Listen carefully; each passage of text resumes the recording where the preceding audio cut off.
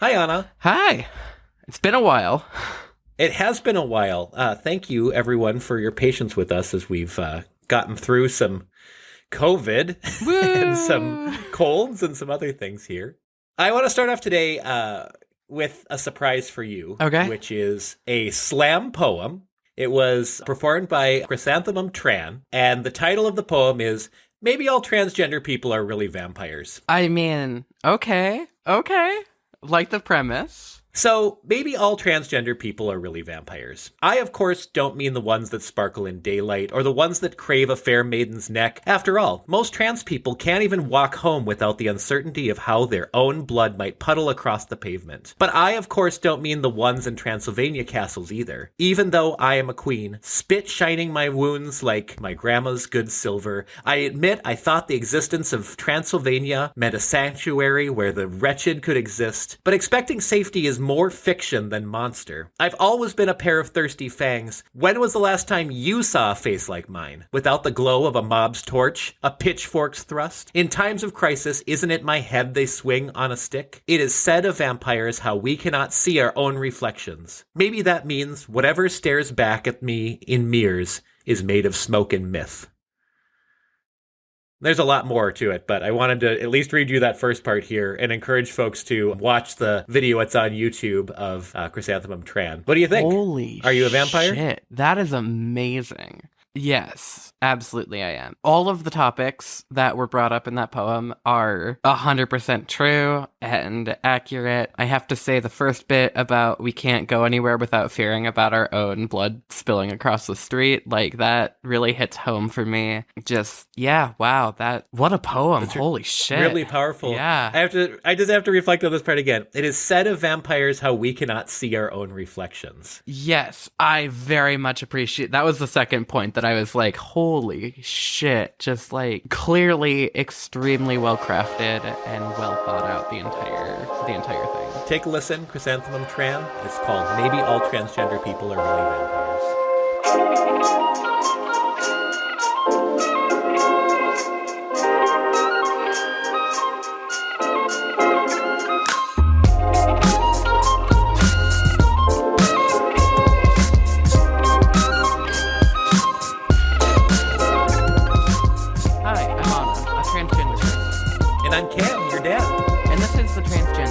Podcast chronicling my transition. And a cisgender man learning how to support it. So, the opening topic for today is Public Universal Friend. I have no idea what this is. Please enlighten me. Well, it's funny because you had mentioned that you could be described as the public universal friend. But Please, anybody who is in any situation that makes them feel uncomfortable, feel free to walk up to me and pretend that you are my best friend, and I will play along and also potentially beat up the person who's making you feel uncomfortable. Do not let anybody do that, especially not in my presence. I don't think you'll play along. I think you legitimately pretty much become everybody's best friend once they get to know you. So, Public Universal Friend had a different name when they were born, and I'm going to be really good about not using dead names and using proper pronouns here because I think it's a really good way to honor them. They were born in 1752 and were born to Quaker parents. In 1776, they claimed to have died. And when they were reanimated as a genderless evangelist who called themselves Public Universal Friend. And they used a lot of Quaker teachings to build what I think could be considered one of an early American identities, public identities, that would be considered non-binary. And it's interesting to me, there's such progressive thoughts that came along with this person. Quakers, in general, believed in free will. They opposed slavery. And of course, the Quakers, were some of the persecuted in England, and so came to the United States to settle here. And so Public Universal Friend is just such an interesting person to me because I developed this identity and then created a subsect of Quakerism around this concept of being this genderless reverend, this evangelist for Quakerism. That is so interesting. Do you mind if I ask what their sex assigned at birth was? Just so I kind of have a context. Because I know that specifically Quakers were more accepting of cis women on being ministers and being active in the, I'm not going to say clergy because that's not the right term, but similar, like, higher standing of the religious order than perhaps other sorts of Abrahamic religions are. Yeah, so again, with your knowledge of history, you've made a really good point. They were assigned female at birth. And so wouldn't necessarily, I mean, so here's a subsect of this as we're telling the story. Like so many people that are trying to find their identity, when history started looking at this person and writers started digging up what the public universal friend was in the world, they started smearing their name, and it really early writers cast public universal friend as a manipulative fraudster who was trying to rise to power in Quakerism. Classic. By adopting this identity. Classic. And, Historians? God, come on. and so this person gets to live with these two things, this legend of a non-binary person working as a religious leader in colonial America, which just is amazing to me. That's so amazing. And then these horrible interpretations of this person from early historians who created this, this had to have been a scam. How could this possibly have led to anything more than that I think is just so endemic to the trans experience? I mean, not even just the trans experience, but the whole queer experience. I mean, I think about, like, all of the lesbians, especially in media and history, and historians are always like, oh, and she had this very good friend that she stayed with, and you're like, no, they shared in a bed for 30 years. They definitely were not just friends. And I feel like that is just indicative of this. I have to say, the public universal friend, an amazing concept, a fantastic name. I love that name so much. And I mean, like, as with any minority coming to power, everybody, especially the majority, are going to say, but, like, they're just doing this because they want something, or they want the power, or something like that. It harkens back to so many other things. Well, that's why I wanted to pull this up for you, because I think it says so many things in the conversations that we've been having. The getting past the idea that being a trans person is a brand new concept for modern liberal wokeism. And specifically, like, a non-binary trans person. Like, we have records of binary trans people all the way back in a lot of cultures. Like, yeah, like a lot of cultures. Rome, Egypt, like, there are a couple of cultures that I'm thinking of. I can't necessarily say the same thing explicitly about non-binary trans people, except for, like, the very specific rare circumstance. So it's really cool to see that we have one that isn't in ancient times. We don't necessarily think of colonial America as, like, oh, well, like, colonial America's on the same level as ancient Egypt and the fall of Rome and everything. America is still a young country. And it's really cool to think that around the time of its founding, we had people like the public universal friend, who was a non-binary person who was just trying to live their life. Right. Not only live their life, but try to create another more progressive way to look at people in an already progressive religion. So comparatively, I will say.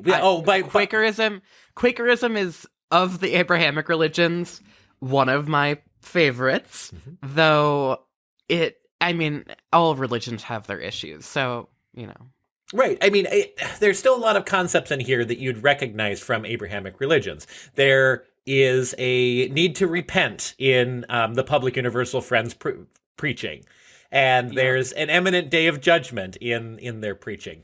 But that amassed followers that called themselves the Universal Friends. And here's the other factor that I think you're going to find so interesting.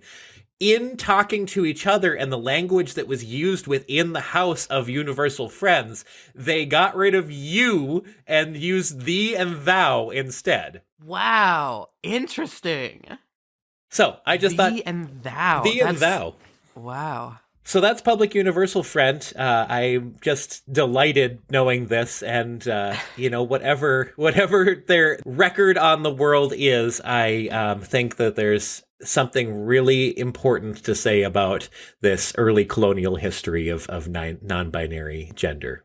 So we are a podcast chronicling my transition, talking about trans issues, trying to educate people. We don't necessarily always focus on history, although that is a passion of yours and mine. And I really love that we were able to start the episode off with the Public Universal Friend. I wanted to talk about a much bigger topic that plays a little bit in line with the Public Universal Friend, which is cis-presenting. And when I say that, I specifically mean binary cis-presenting, seeing as how we do not have cis non-binary people. It is extraordinarily hard for non-binary people to be cis-presenting.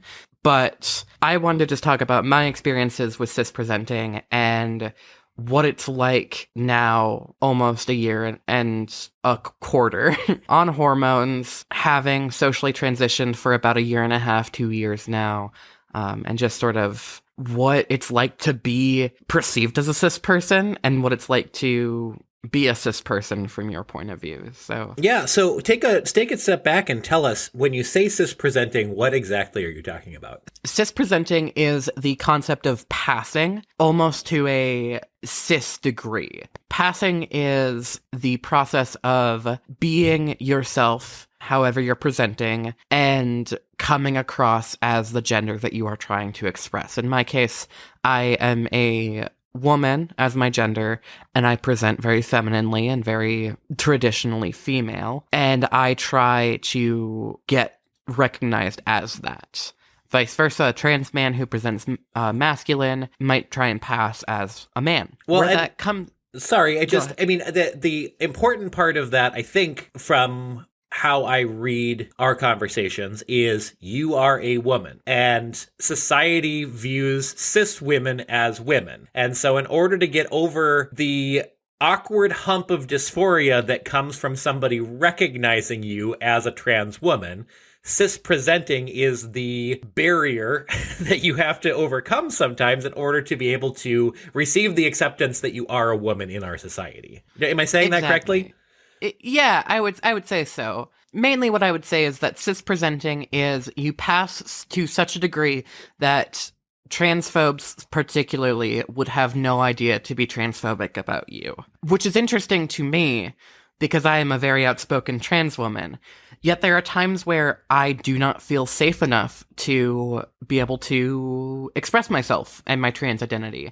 And in those times, I like to just think about all of the things that I have in common with cis women and all of the things that I don't have in common. One of the things that I do not have in common with particularly cis women is I do not menstruate. I keep period products on me and in my house just in case anybody who ever needs one can just have them there. You know, I don't want to ever assume for anybody. But there are also cis women who do not menstruate, and there are cis women who grow facial hair, and there are cis women who, experience all the same things that I do. And whenever I am feeling unsafe about my specific position and interaction in a situation, I try and remind myself about those things, and if I ever get asked, try and bring up those same points. So I was in a smaller town in Minnesota, not particularly the most accepting, and I was being correctly gendered the entire time there. But my thought was always like, if I hadn't been correctly gendered, I would have felt significantly more unsafe, just because it's not the most accepting town. Being able to say, not only am I being recognized as a woman, but there's not a doubt in this person's mind that I am a woman, is really, really interesting, being such an outspoken and confident trans woman. Where the other side of that comes in is I have a lot of non-binary trans people in my life, and they do not get that. Either they get misgendered one way by their birth sex, or they get misgendered the other way, which, in my experience, specifically with the number of non-binary people that I've known, they generally prefer to get misgendered the way that is more towards what they are leaning. So, for example, AJ presents trans masculine. If they're going to be misgendered, they would prefer to be misgendered masculine than feminine. Well, I think about all the Jamie videos that we've watched. We've referenced them in the past on the show, but there's an amazing YouTuber, and Jamie Dodger, yeah. If transphobes in particular are misidentifying somebody, but correctly gendering them, it's just sort of an amazing thing. Like, yes, that is cis presenting them. That's passing in this really specific context of tricking this transphobe into using the correct gender, even though they're trying to diss you. Looking at a trans woman and saying, "You're never gonna be a man. You don't even look like a man." And it's like, yeah, that's right. Thank you. Yeah.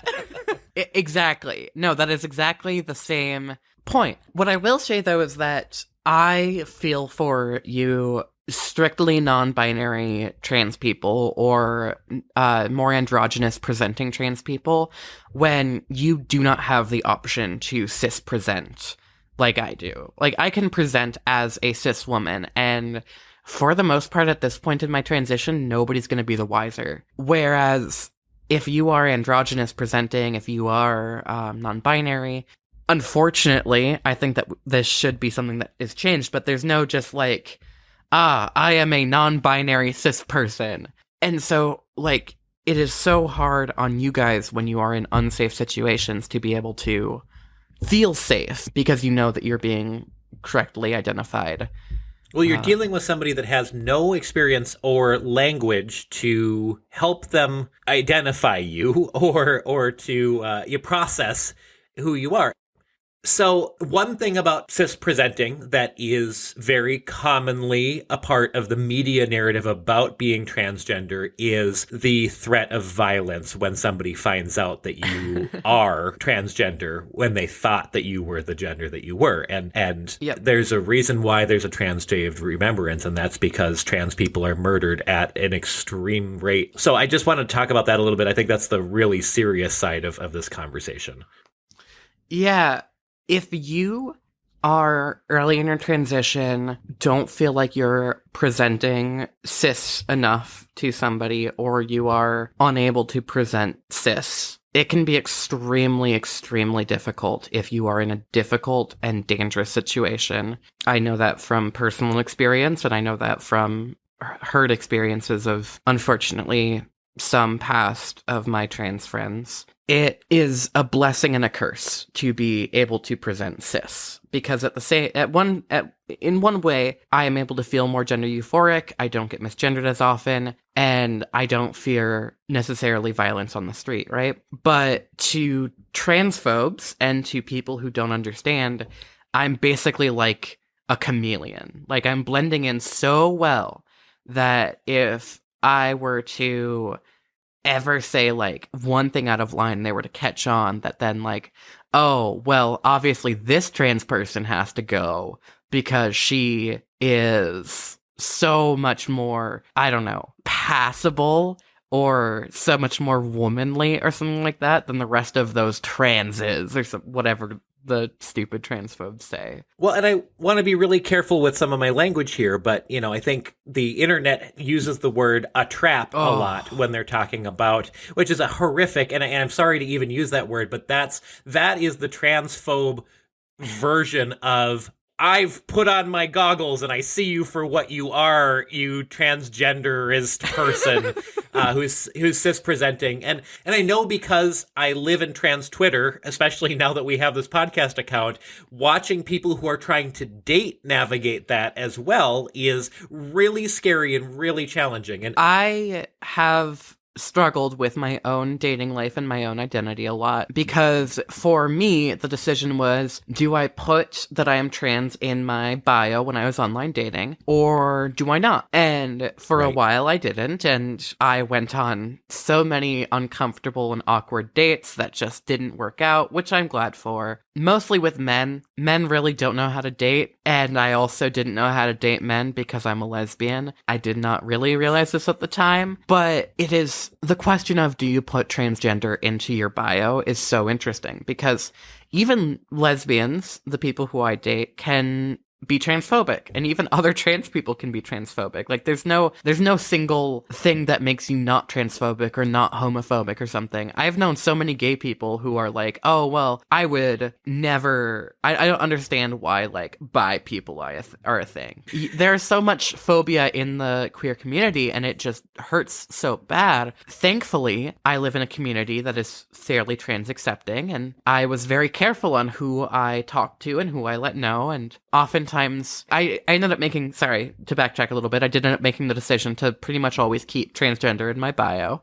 But once I really was starting to feel a connection with somebody and I thought that we might go on a date or something, I would generally say, hey, just so you know I am trans. If that changes anything, let me know. For the most part, people were pretty accepting of that. Have I had a lot of weird interactions with people on the basis that I'm trans? Yeah. Funny story, this will get somewhat graphic, just so you know, and it is dysphoric for me, so I'm just telling this because I find it so fucking hilarious. But I was talking with this one person, and we were hitting it off. He really liked video games. We were talking about all the sorts of video games that we play and everything, and I go, hey, just so you know I'm trans, and he goes, oh, cool. I love women. Trans women are women. And he was like, also, I've really wanted to suck a dick. And I was like, hold up, hold up. I was like, absolutely fucking not. But I was like, I hope you get that chance someday. Right. Hey, live your dream, buddy. But that's not the conversation we're having. You just went to a different conversation. Well, so this is exactly the point that I think was important. One is to say neither of us are saying do or don't put trans in your profile. Like you're going to have that is a completely personal decide choice. That for yourself.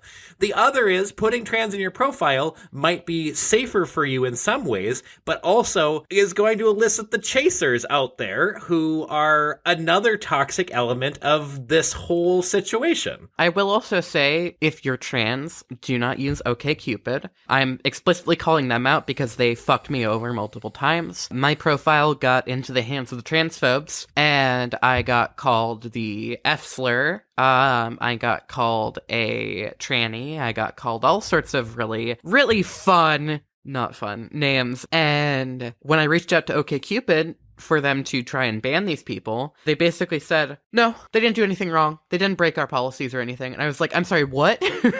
Like, I literally just got called a maggot, but replace the M. And you're telling me that doesn't go against your community policies? That's what horrific. The fuck is wrong with you?